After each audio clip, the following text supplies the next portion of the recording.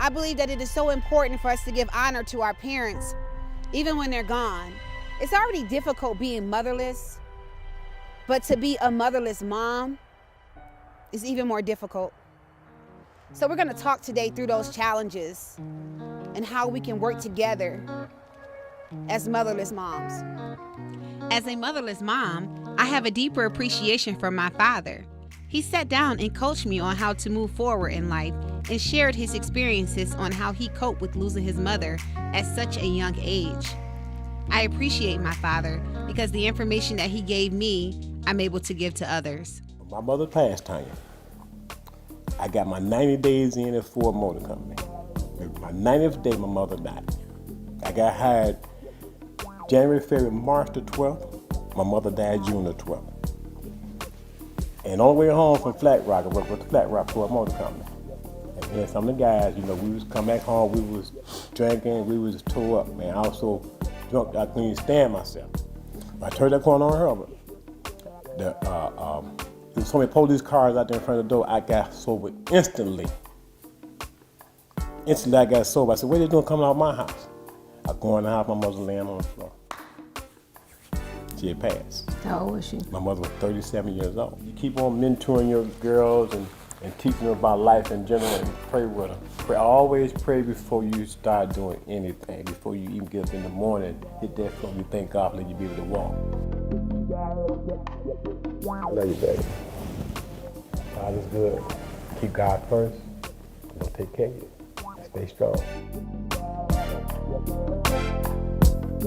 So now I'm headed to visit my mentee Diamond, who I've had the pleasure of mentoring for the past 5 years. She recently lost her mother and she did not take it very well at all. I just want to check in on her to see how she's doing and how she's coping as a motherless mom. Hey! Hello. How are you? It's cold out there. Good to see you. Beautiful, beautiful, beautiful. Thank you.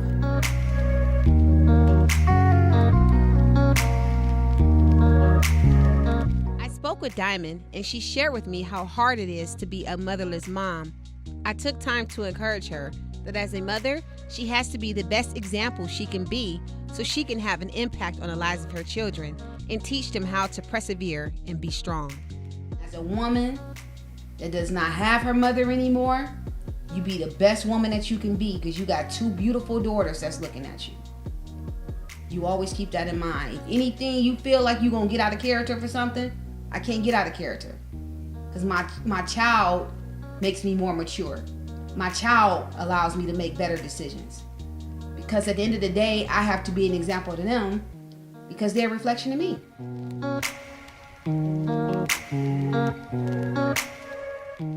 Next up, I'll be catching up with an old friend, Marcel. We went to high school and college together.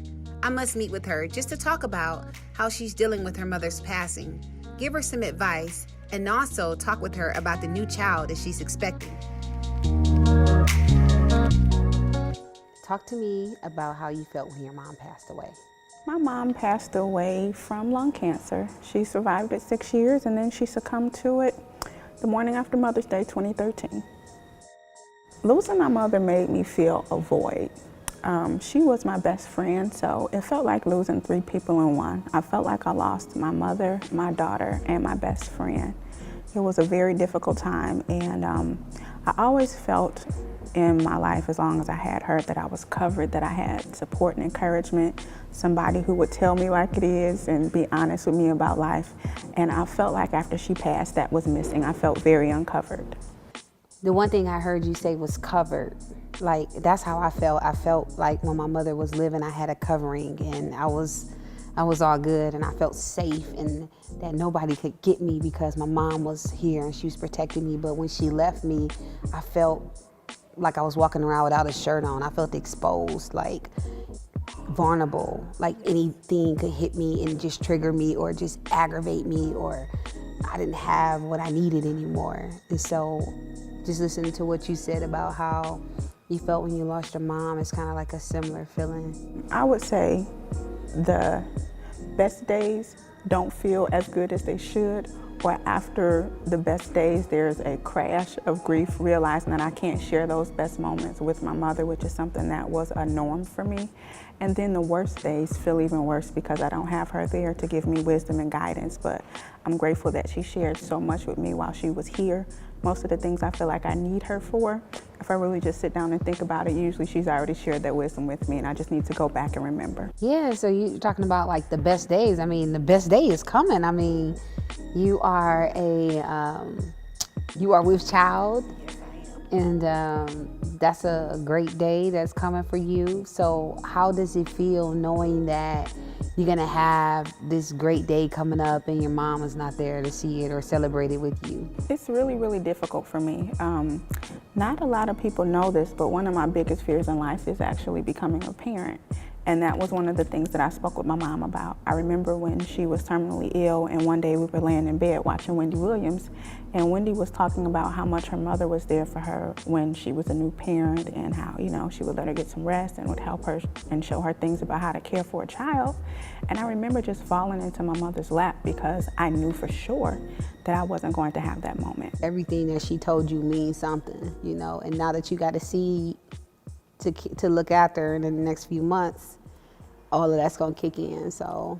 And it's my pleasure when I hear people say, you sound just like your mother, you look just like her, because she was an amazing woman, mentally, physically, emotionally, spiritually, in every way I can imagine. And it's my honor for anybody to see her in me. And it's part of my dream to continue to keep her legacy alive through my words and my deeds. That's awesome and uplifting because that encourages other women as well. I just do things that my mom used to do. Like I knew her favorite restaurant, so I go to her favorite restaurant. So anytime I think about her, she's like heavy on my heart. Always do something that she loved to do.